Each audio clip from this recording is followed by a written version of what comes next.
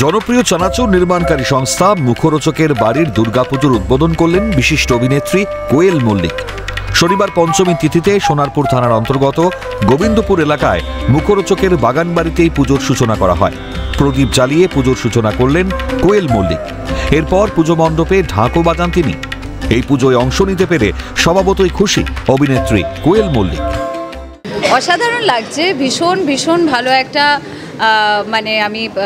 আমার এক্সপিরিয়েন্সটা আমার এত ভালো লাগছে যে আমার মনে আছে যে প্রণবদা আমাকে আগের বছর থেকে বলেছিলেন, কিন্তু আমি আটকে পড়েছিলাম। তো তাই জন্য আমি অপেক্ষায় ছিলাম যে আবার কবে ডাক পড়বে। তাই জন্য আমি একদম যেই না শুনলাম তখন আমি ইমিডিয়েটলি কোনো সময় না নিয়ে আমি বললাম যে হ্যাঁ, আমি আসতেই হবে আমাকে। বছর 5 আগেই পুজো শুরু হয়েছে মুখরোচকের বাড়িতে। খুব কম সময়ের মধ্যেই এই পুজো বাংলার মানুষের মনে জায়গা করে নিয়েছে। ঐতিহ্য পরম্পরা না থাকলেও আধুনিকতাই বনেদি আনার মূল উপাদান বলে মনে করেন মুখরোচক পরিবারের সদস্যরা।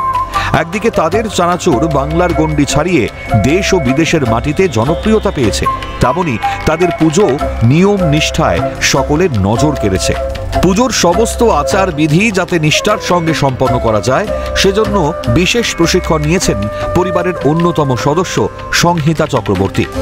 এবার থেকে এই পুজোয় চালু হয়েছে বলি প্রথা। তবে পশু বলি নয়, ফল বলি হবে পুজোর 4টে দিন। পাশাপাশি পুজোর 4 দিনই হোম হবে। এছাড়া কুমারী পুজো সহ অন্যান্য সমস্ত বিধি মেনেই হবে এই পুজো। পুজোর কটা দিন পরিবারের সকলেই এক রঙের জামা কাপড় পরেন। একসঙ্গে খাওয়া দাওয়া, আড্ডা, গল্পগুজব সবকিছুই হয় ঠাকুর দালানে। পুজোর এই কটা দিন পরিবারের কেউই বাইরে ঠাকুর দেখতে যান না, জানালেন পরিবারের সদস্যরা। এই 4-5টা দিন আমরা খুব আনন্দের মধ্যে কাটাই। সারা বছর তো ব্যবসার কাজ, বিভিন্ন রকম কাজের মধ্যে সবাই ব্যস্ত।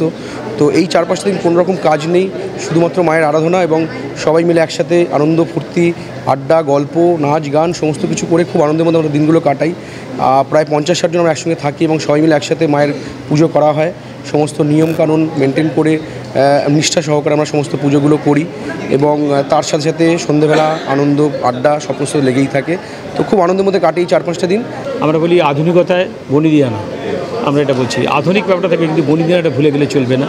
সেই বনেদিটাকে ধরে পুজো করার যে নিষ্ঠা সহকারে পুজো করতে হয়, পুজোটাই হচ্ছে মেন, দেখাটার পরের ব্যাপার।